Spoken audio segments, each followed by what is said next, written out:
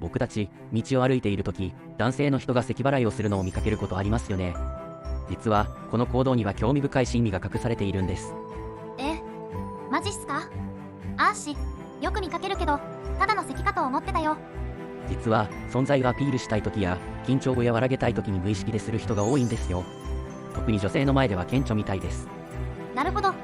確かに、学校でも男子が女子の前を通るとき、よくやってる気がする。明石くん詳しいね。はい。でも、中には威嚇や警告の意味で使う人もいるので、春日部さんも周囲の状況をよく観察することが大切ですよ。